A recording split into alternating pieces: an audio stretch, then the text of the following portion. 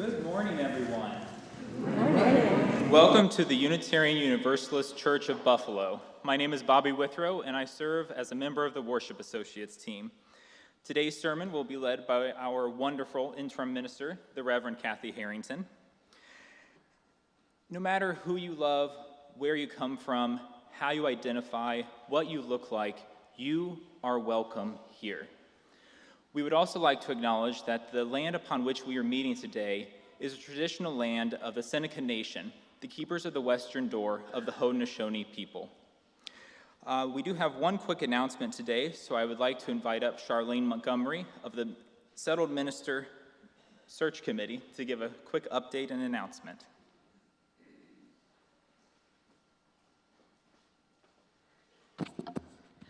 Good morning, everyone. I'm so excited because so many of you filled out your survey, and it was wonderful because we're getting a lot of good information from that.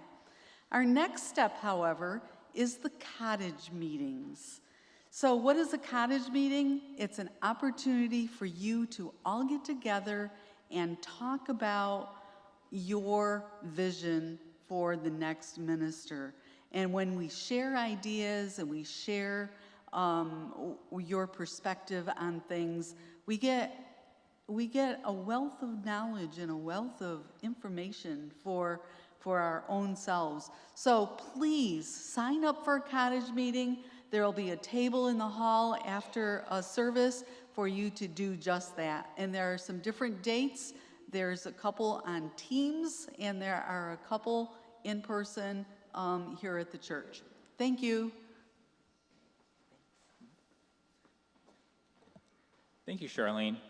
Again, all of us help participate in finding our next settled minister, so please sign up for those cottage meetings if you get a chance.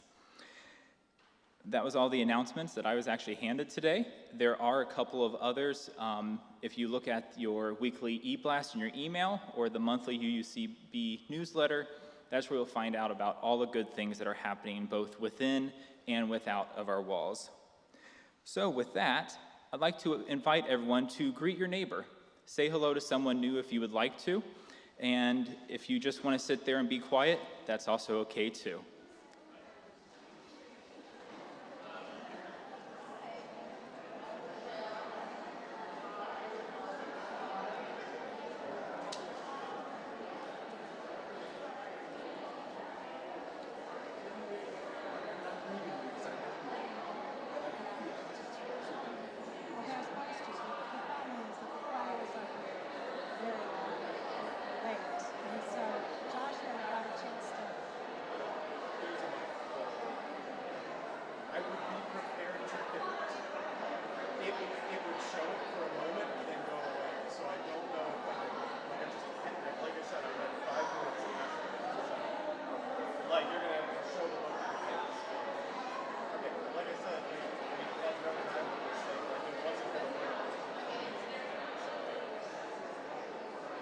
I will try if I can.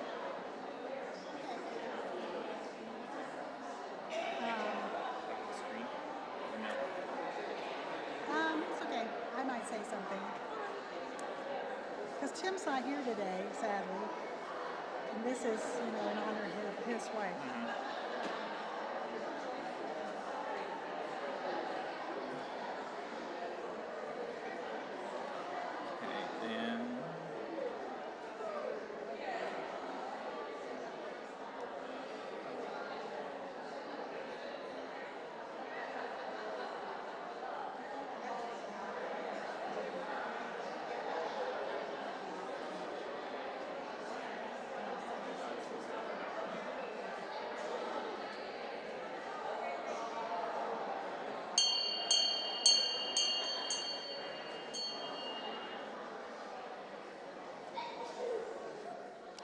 Bless you. Good morning. So I want to just say one thing. We have our new screen up, which is really exciting, but we're having some technical issues with it. What a surprise. Anyway, this screen was a gift from Tim Ashton in honor of Gretchen, his wife, who was a religious education teacher, and he was so excited to be able to see the stories projected that he decided this was a wonderful gift for us. And it really is. We can have movies and we can do so many things with this screen once we figure out how to use it. So that means if the story blacks out, I'm going to have to use a book the old-fashioned way with the kids. So there's that. What else? Oh, good news. We have 2 new people working in the nursery, which is a huge... Yes, so those of you who have little children, if you want to take them to the nursery, you are invited to. They've been background checked and everything, so it's good and safe. So we did have slides this morning prepared that had the announcements on them. So normally when we get things together before the service, 5 minutes or so, the announcements will run and you'll be able to see them. So you won't miss them being printed in your order of service, I hope. All right, that's enough. I'm Reverend Kathy Harrington. Welcome to all of you. It's good to be together again. I chose opening words this morning from Gretchen Haley. Do not come to turn away from the world, though it may have broken your heart at least 14 times already today. Come to remember the reason to keep going, to see through the headlines, the helplessness, the hardening lines of right and wrong, to find still in this life a stubborn beauty, a relentless creativity, a force of love still courageous, still requiring our partnership, and still insisting that each photo that fills our social media feed, each name called out from public radio or cycling through our email boxes is not just news, but family, beloved. Come to know ourselves a part of this unwavering grace, that impossible mercy, this call for justice, this hope. Come to practice our only response, to give thanks and to pass it on. It's good to be together again. Let us begin in worship.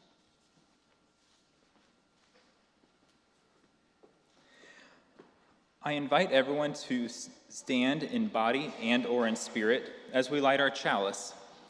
First, we have some other words, and then I'll invite you to join in with me. We light this chalice to ignite the divine spark of the universe, whose pronouns have always been plural, a co-creation of brilliance and diversity, a tapestry of souls perfected. And now join me in saying the words written in your order of service. Loving community, inspiring one another to transform ourselves to create a more just and compassionate world. And now let us sing hymn number 95, There is More Love Somewhere. Hymn number 95, There's More Love Somewhere.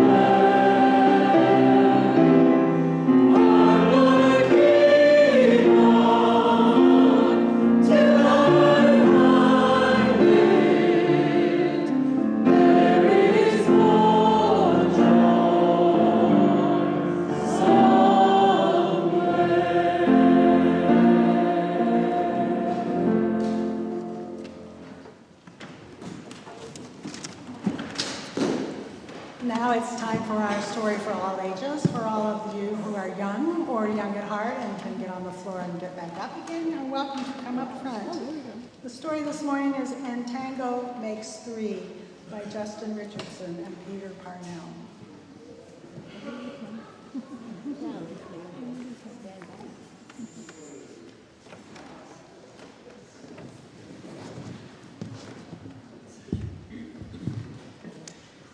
So we might be having some challenges again with this. So you guys are going to have to sit close enough so you can see the pictures. This is a true story. Oh, yay! Look, can't contain my excitement.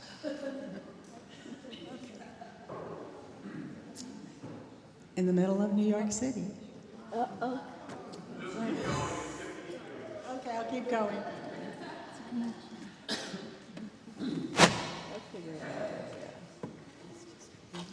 In the middle of New York City, there was a great big park called Central Park. Children love to play there. It has a toy boat pond where they can sail their boats. It has a carousel to ride on in the summer and an ice rink to skate on in the winter. But best of all, it has its very own zoo. Every day, families of all kinds go there to visit the animals that live there. Here's the picture of the next page. So, the children and their parents aren't the only families at the zoo. The animals make families of their own. There are red panda bear families with mothers and fathers and furry red panda bear cubs. There are monkey dads and monkey moms raising noisy monkey babies. There are toad families and toucan families and cotton-top tamarin families as well. Aren't they pretty? And in the penguin house, there are penguin families. And every year at the same time, the girl penguins start noticing the boy penguins. No surprise. And the boy penguins start noticing the girl penguins. And the right girl and the right boy find each other, and they become a couple.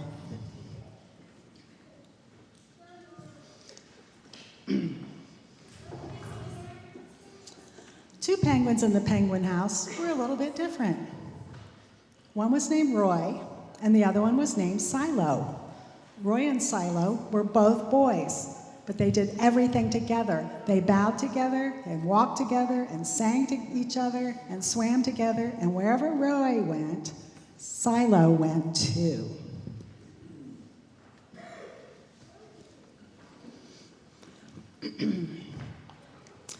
They didn't spend much time with the girl penguins, and the girl penguins didn't spend much time with them.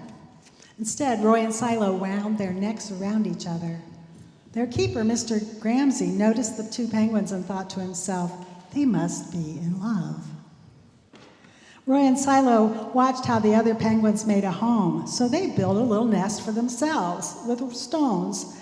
Every night, Roy and Silo slept there together, just like other penguin couples.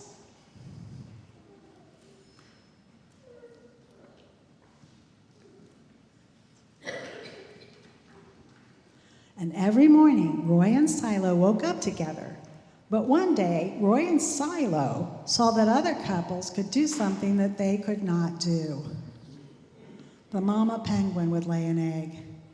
She and the papa penguin would take turns keeping the egg warm until finally it would hatch, and there would be a baby penguin.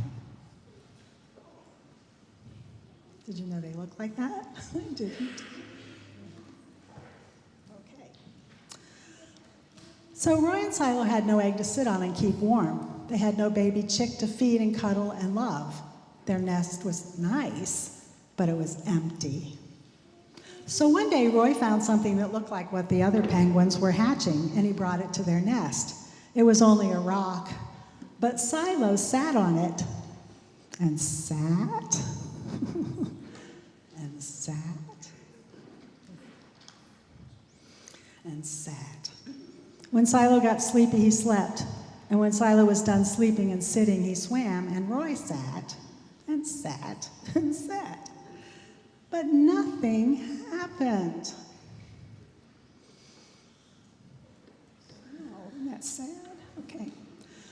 Then Mr. Gramsci got an idea.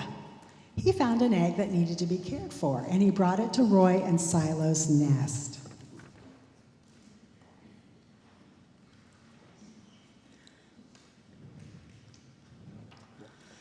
Roy and Silo knew just what to do. They moved the egg to the center of the nest, and every day they turned it so each side stayed warm. Some days Roy would sit while Silo went for food, and other days it was Silo's turn to sit and take care of their egg.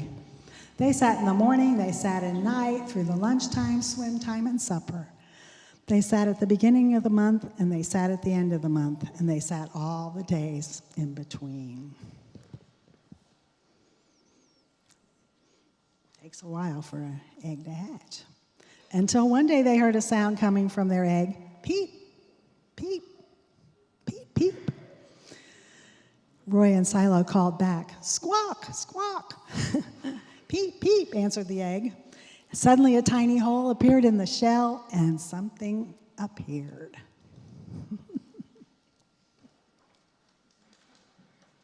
Crack! Out came their own baby.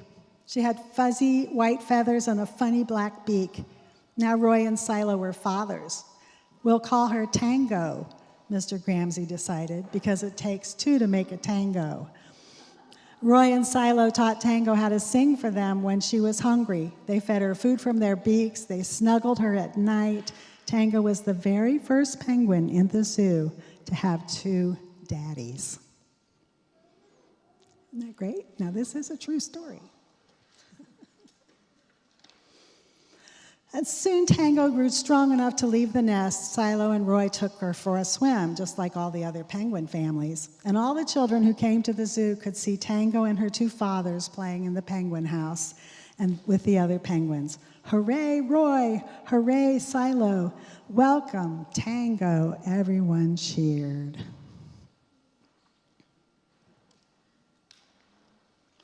And at night, the three penguins returned to their nest. They snuggled together like all the other penguins in the penguin house and all the other animals in the zoo and all the families in the big city all around them, and they went to sleep. And so, all of the events in this story are true. Roy and Silo are called chin-strap penguins because of the delicate line of black feathers that loop under their beaks as if to hold a hat in place. After years of living side by side in Central Park Zoo, they discovered each other in 1998, and they have been a couple ever since. Tango, their only chick, was born from an egg laid by penguin couple Betty and Porky. That couple had often hatched their own eggs, but they had never been able to have more than one at a time. So when Betty laid two fertile eggs, Rob Gramsci decided to give Roy and Silo and one of those eggs a chance to become a family. If you go to the Central Park Zoo, you will see Tango and her parents in the penguin house, along with their friends, Nipper, Squawk, Charlie, Wasabi, and Pee-wee. There are 42 chin-strap penguins in the Central Park Zoo and 10 million chin straps in the world. But there's only one Tango. Yes. When was this book published? Oh my goodness, you kids, you're something else. I will have to find out. I will have to answer that. Maybe Willa look it up. Anybody else want to challenge the minister this morning? Huh? All right. Well, I thought that was a great story. I don't know about you. Did you like it? Yeah? Yeah. Sorry about the picture. Oh, you want something you want to say? And then I'll come. Was Tango a boy or a girl? I don't know. Tango was a girl? Thank you. My favorite part was when they sat on the rock and nothing happened. Wasn't that sweet? It's so sweet. Okay. My favorite part was the penguiny romance part. The penguiny romance? Wasn't that sweet? Yeah. All right. Okay, that's enough. I'm sending you away. Oh, wait. They live 15 to 20 years. Yeah. So I don't know how long it was when the book was published. Okay, we're going to send you to your classes. Goodbye. Scram now in peace. Okay.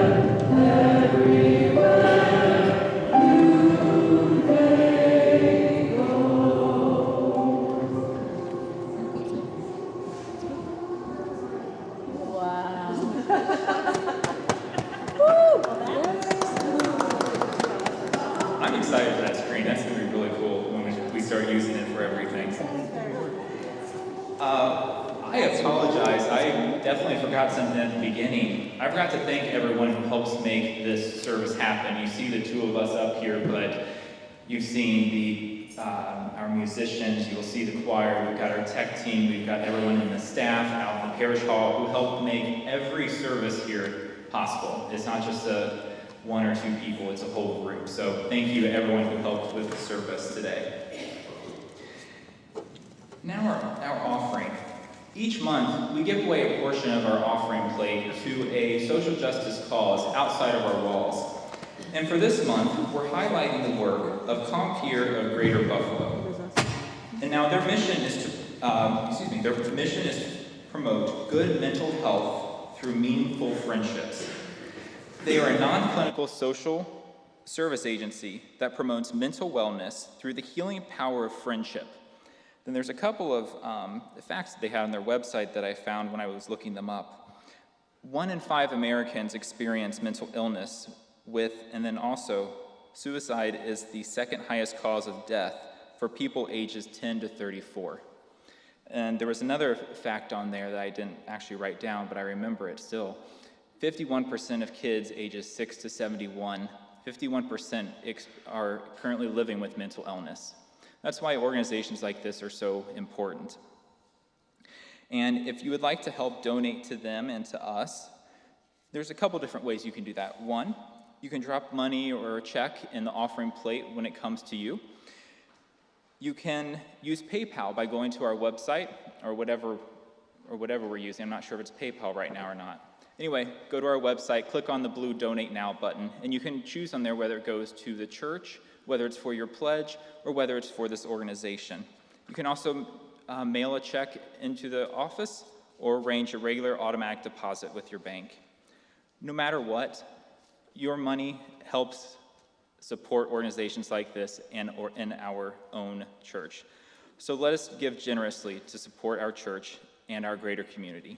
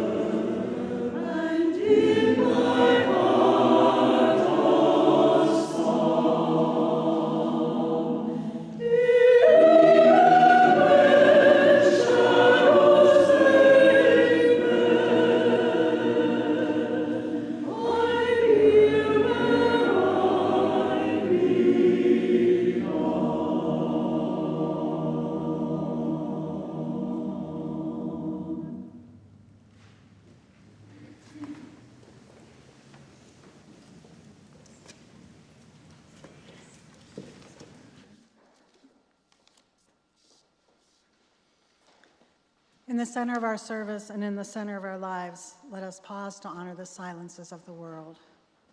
Let us open our hearts to the place of quiet, to the silent prayer for the healing of pain, and the soft, gentle coming of love. We are in the midst of the High Holy Days, so I have a prayer from David Miller. Prayer for High Holy Days. These are incredibly complicated times. Our hearts are breaking for the innocent lives lost.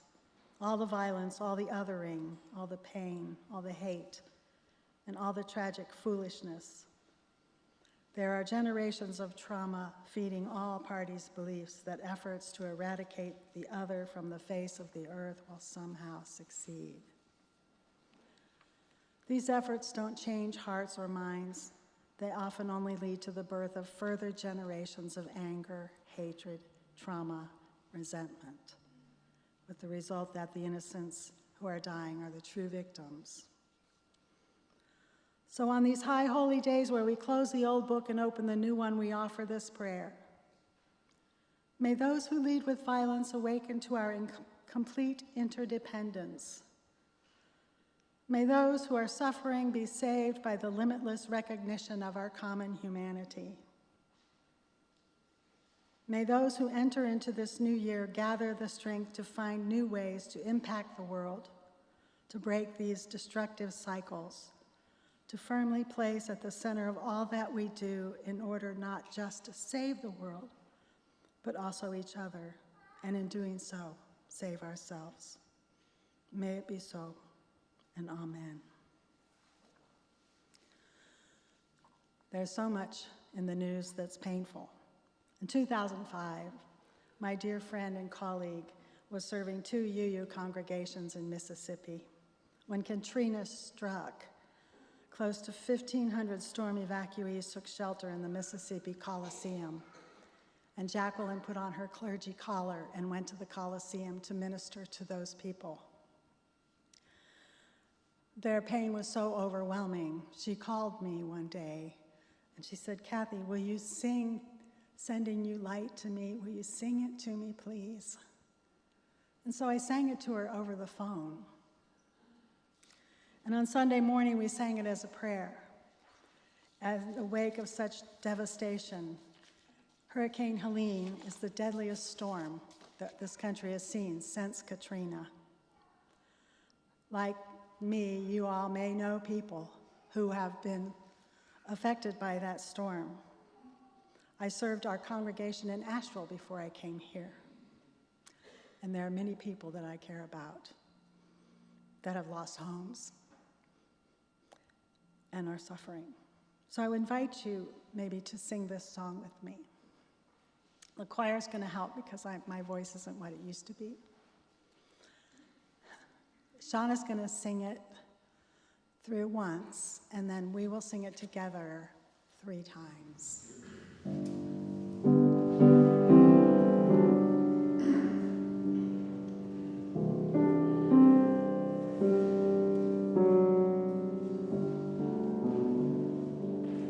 I am sending you light to heal you, to hold you. I am sending you light to hold you in love. I am sending you light to heal you, to hold you. I am sending you light.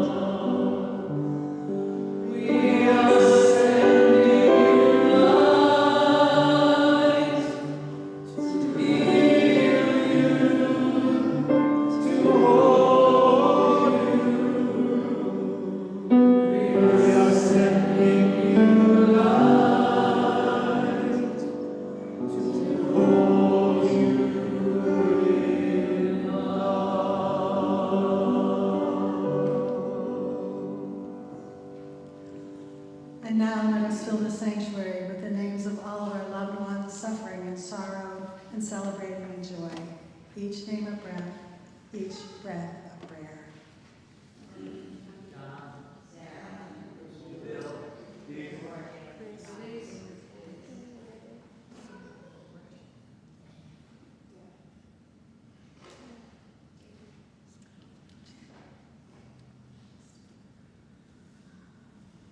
The breath of nature is upon us. The spirit of life is within us, and the community of love is among us. So be it, blessed be. And let the church say, Amen.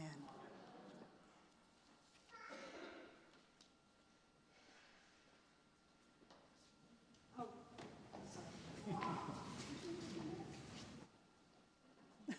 sorry.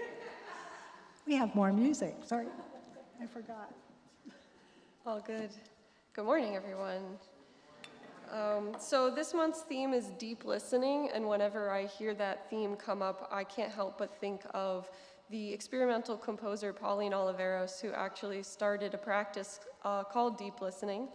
And as developed by Pauline, deep listening explores the difference between the involuntary nature of hearing and the conscious nature of listening. The practice includes body work, sonic meditations, and interactive performances, as well as listening to the sounds of daily life, nature, one's own thoughts, imagination, and dreams. It cultivates a heightened awareness of the sonic environment, both external and internal, and promotes experimentation, improvisation, collaboration, playfulness, and other creative skills vital to personal and community growth. So I thought it would be interesting for us today to do a sonic meditation in the style of Pauline Oliveros' deep listening practice.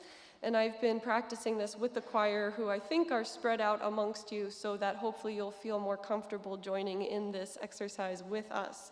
It can be a very vulnerable thing to share your voice with others, but I hope that we can feel encouraged, empowered today to do so. So this meditation is going to be 3 parts. At the sound of the first bell, we are going to start listening and breathing. And all throughout this meditation, the focus is listening and breathing. And then intermittently, we will make some sounds. You can use your body, but you can hopefully also feel free to try to use your voice. So during that first section, you're going to make a sound. You're going to listen, you're going to breathe, and you're going to make a sound. So every time you make a sound, that is followed by more listening and more breathing. It can be any sound. After the sound of the second bell, you're going to start listening outwardly for the sounds that other people are making, and try imitating the sounds that you hear other people around the room making. And again, throughout that process of imitating sounds, you're listening, you're breathing. Finally, at the sound of the third bell, you are going to listen inwardly and try to make a sound that you feel that no one else yet has offered to the space. And we will keep doing that until we feel that there are no more new sounds to make and we have found an ending. So let's take a moment and just find a comfortable seating position here with your feet flat on the floor, thinking about nice centered posture. You might want to close your eyes so that you feel more comfortable with this process. Start to become aware of your breath. And then in a moment, I'm going to sound the first bell, and we will begin listening, breathing, and sounding.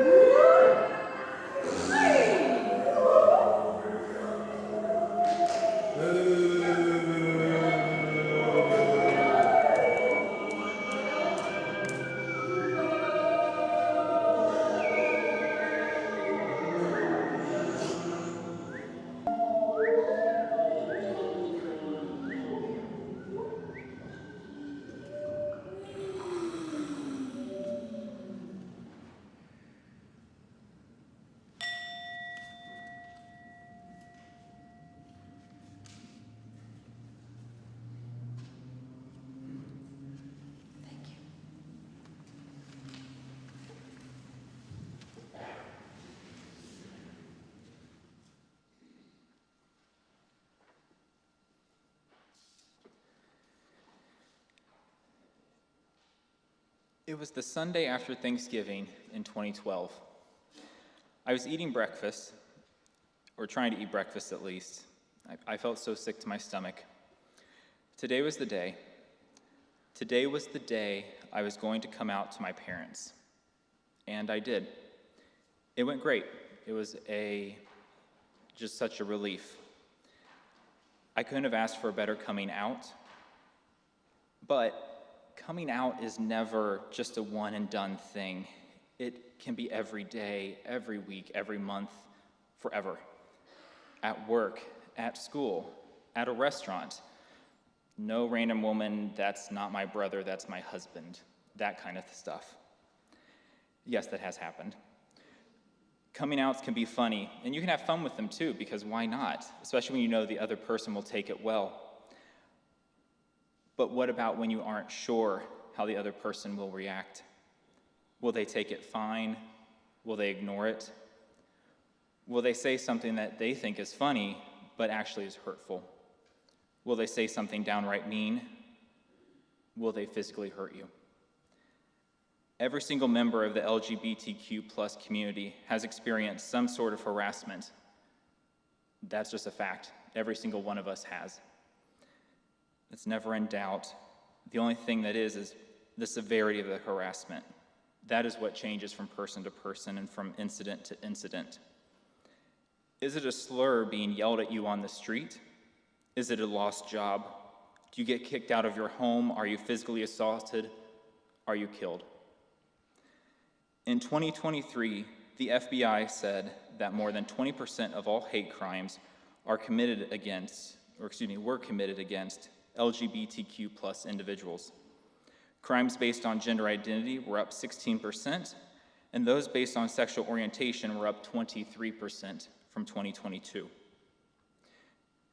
There are times when my husband and I will stop holding hands when we're out in public because we get a sensation that something may not be safe for us up ahead or behind us.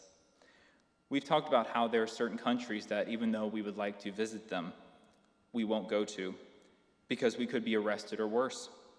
And we don't want to go as just friends or roommates. There will be things you learn today during this sermon. Some of these will make you sad, some of these will make you angry, and some will make you hopeful. But no matter what, use your emotions to become an ally and work to make the lives of me and the rest of my community better.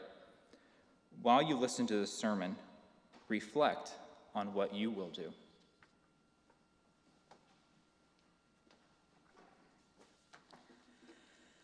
On October 6th of 1998, Matthew Shepard was beaten and left to die, tied to a fence on the outskirts of Laramie, Wyoming. He died 6 days later on October 12th, 26 years ago. Matthew's torture and murder became a watershed historical moment in America that highlighted many of the fault lines in our culture. At Matthew's funeral in Casper, protesters from Reverend Fred Phelps's Westboro Baptist Church in Topeka, Kansas, stood in the snow and rain, carrying signs and chanting, "Fags die, God laughs." But the mourners blocked them and sang Amazing Grace.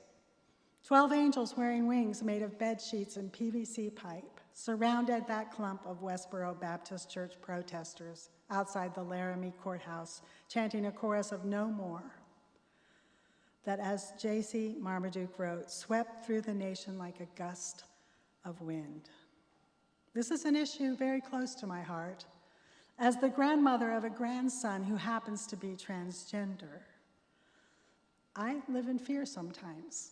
But like Bobby, my grandson was able to come out to a family that loved him, supported him.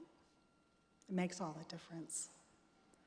1 month after Matthew's murder, the members of the Teutonic Theater Project traveled to Laramie and conducted interviews with people of the town. And from those interviews, they wrote the play, The Laramie Project, which they made later into a film for HBO. The piece has been seen by more than 30 million people around the country.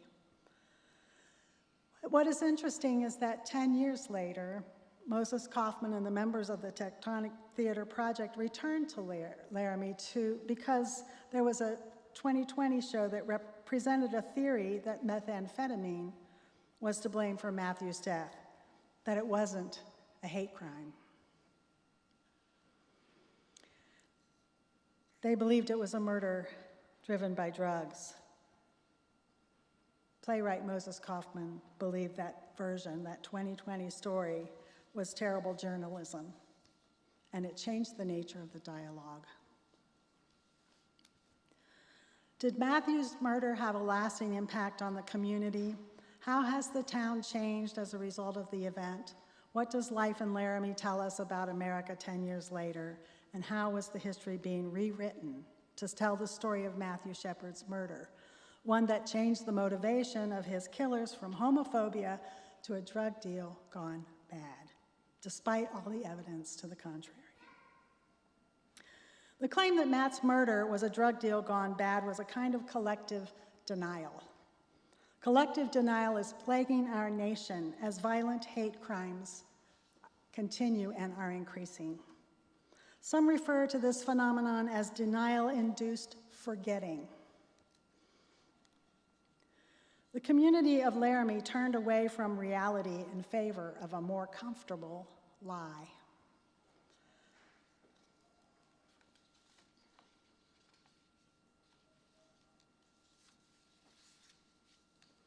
So Matthew's parents had to make meaning.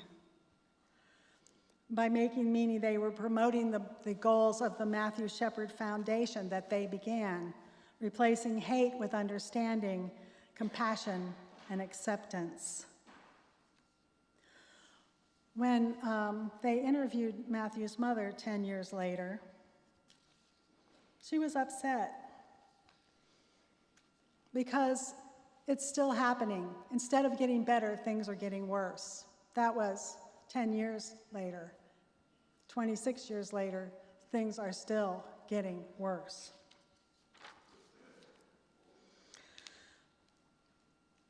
The reason is, even though Judy and Dennis Shepard were able to expand a 1969 hate crime law to include crimes motivated by the victim's actual or perceived gender, disability, sexual orientation, or gender identity, they were able to help pass a law in 2009 with the help of Barack Obama that would help eradicate hate crimes.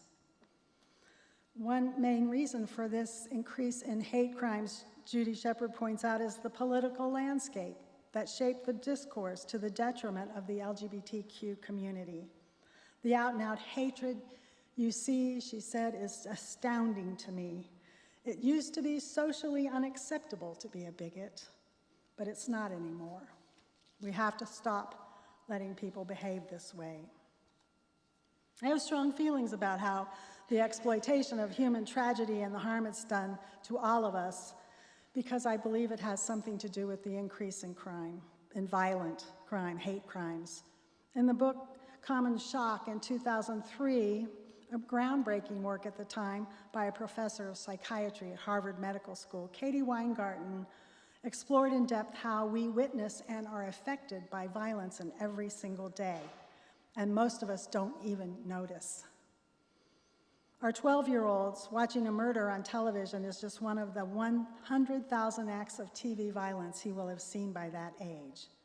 Remember, that was 21 years ago. How has that increased? That 12-year-old just zones out. As we are continually bombarded with images of violence and violation, there is a tendency to develop a protective shield. Weingarten says it is like we are coated with Teflon. She says, this is the paradox of common shock. The more we witness, the less we register. Violence and violation become like wallpaper, just there. Our empathy switches off. We cannot feel the pain of the world, and we do have to turn the news off. According to a significant body of research, there is potential relationship between consuming violent entertainment and an increase in aggressive behavior in society, suggesting that our addiction to violence as entertainment could be contributing to our higher levels of real-world violence. Rendell Berry wrote an article in which he condemned our society's willingness to endanger our children. This is very recent. It was in the winter edition of Christian Century. Today we are in our not very free country. Children are the first in line to be unfree. They are not safe in their schools, and if not there, obviously not in any public place. We have become a society of people who cannot protect our own children from being killed in their classrooms. Since the shooting of Columbine High School in 1999, more than 338,000 students in the United States have experienced gun violence at school. And guns are the leading cause of death among children and teens in the United States. Violence is a part of American culture. It is as American as cherry pie, Harry Brown said in 1967. In March 2024, the Washington Post published an article titled, "In States with Laws Targeting LGBTQ Issues, School Hate Crimes Quadrupled."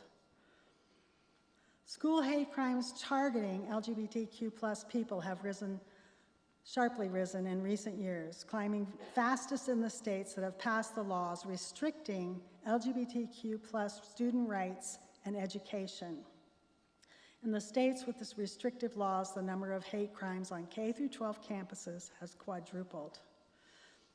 At the same time, calls to LGBTQ+ youth crisis hotlines have exploded, with some advocates drawing a connection between the political climate and the spike in bullying and hate crimes. LGBTQ+ students have long dealt with bullying and harassment, but some students are feeling particularly vulnerable due to the wave of legislation, and they are on edge following the death of Nex Benedict, a non-binary teenager who died after a fight in the Oklahoma public school bathroom. The death was brutal suicide, according to a one-page summary released by the state chief's medical advisor. Oklahoma is the state that has the highest number of bills being proposed, anti-LGBTQ+ legislation. They have over 50 bills in that state. Young people say, "My government hates me. My school hates me. They don't want me to exist," says Lance Preston, the Rainbow Youth Project's founder and executive. And this is unacceptable and shocking. The impact of anti-transgender legislation is devastating. A report from the Human Rights Campaign magazine, Equality, outlines the extent of how dangerous to the health and well-being of trans children who live in states that have passed or proposed these laws. We have 93% of transgender youth ages 13 to 17 in the US, and 300,000 transgender youth live in states that have passed or proposed one of these laws. 93% living in states who have not passed those laws. These states have proposed one or more law banning access to gender-affirming care, participation in sports, use of bathrooms and other sex-separating facilities, or affirmation of gender through pronoun use. Some of these states forbid the teachers to use the child's new name. Instead, they must use their, as my grandson says, their dead name. And I think I know from hearing from my grandson that that is a painful, painful thing. All but 4 states, Arkansas, Indiana, South Carolina, and Wyoming, have laws addressing the scourge of hate crimes, but there is a variation in the list of enumerated protected classes. We have only 10 states that address hate or bias crimes based on sexual orientation. Too many of these crimes go unreported. Some legislatures view that protections for LGBTQ plus people to be counter to the belief that being LGBTQ plus is wrong. Some states don't see this as a critical issue, and they're paying attention.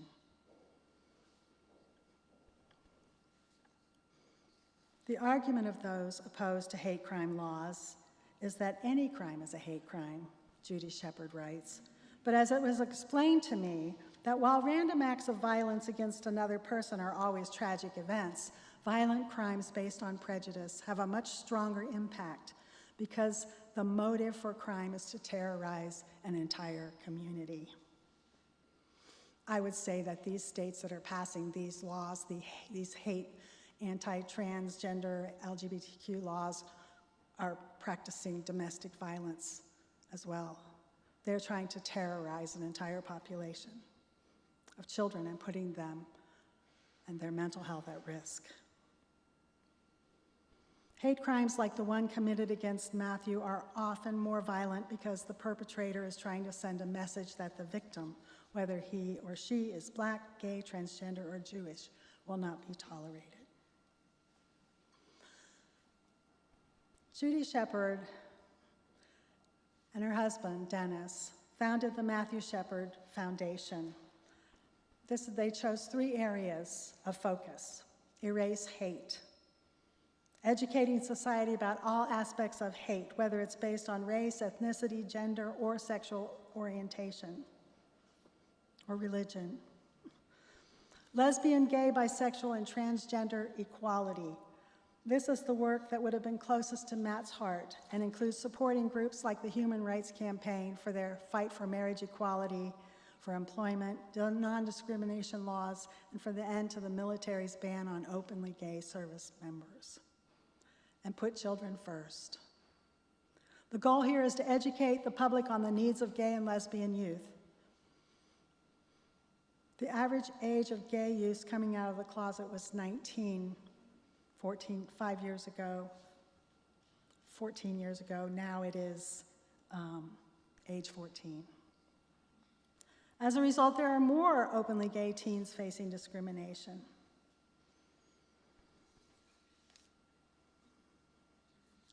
According to Nico Lang, more anti-LGBTQ plus bills were introduced in 2023 than in any other year in the history of the United States. Data from Rolling Stone projected that more than 700 bills have been put forward in 2023 that seek to strip rights and protections from the LGBT community. More than 75 of those bills passed, including limitations on trans young athletes who wish to compete in school, and the first ever laws restricting public performances of drag.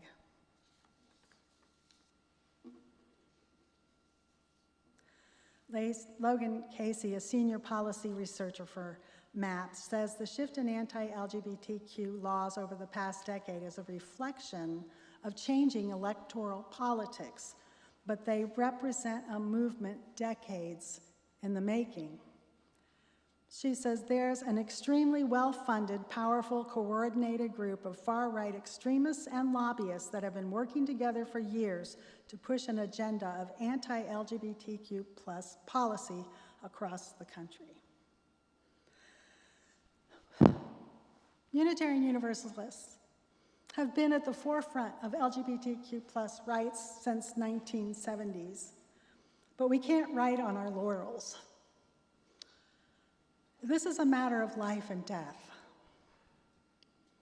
Judy Shepard wrote in her book, The Meaning of Matthew, "The essence of my message is this: we have become a sick society, S-I-C, sick, silent, indifferent, and complacent.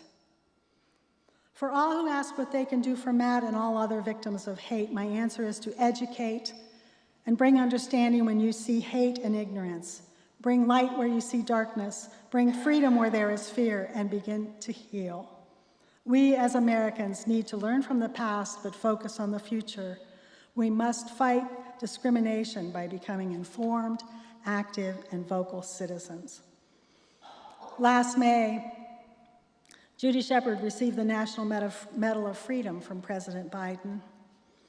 Dan Randy said, Judy is the definition of love in action. The White House is recognizing what we've known all along. Judy Shepard loves deeply, acts bravely, and embraces widely. We are a stronger, more compassionate country because of her commitment to never give up. Judy and Dennis have been unwavering in their support. Judy serves on the Human Rights Campaign Board since 2001.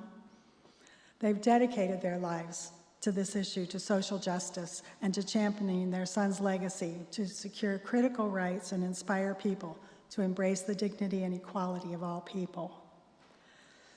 And so may we too be the definition of love in action. May we too commit to fight for LGBTQ+ equality by educating ourselves and others and bringing understanding and love where we see hate and ignorance, bringing light where we see darkness, and bringing freedom where there is fear. When we figure out how to use this screen, I'd like to show some movies that will help us educate. But in the meantime, if you want to see a film about transgender issues, there's a documentary called Will and Harper on Netflix, and I highly recommend you see that. So stay tuned, there will be more. Thank you for listening.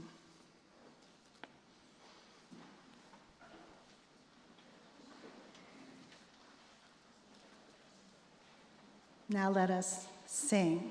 Hymn number 15, Please Rise in Body or Spirit, The Lone Wild Bird.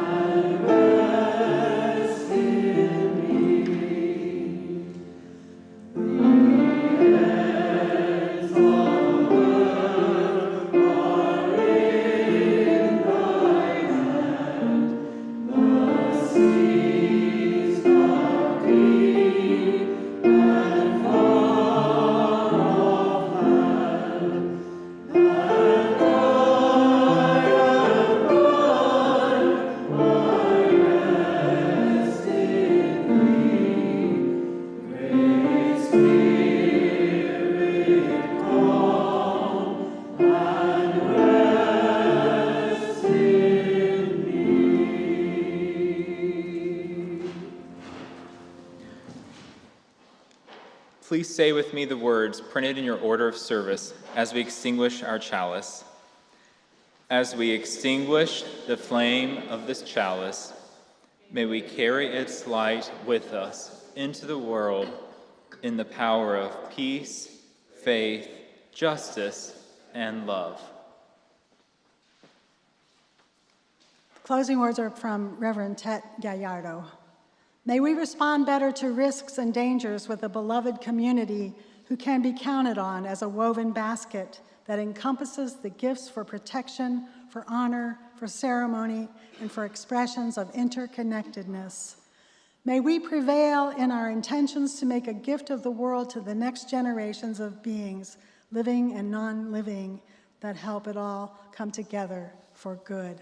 May it be so. Amen, and blessed be.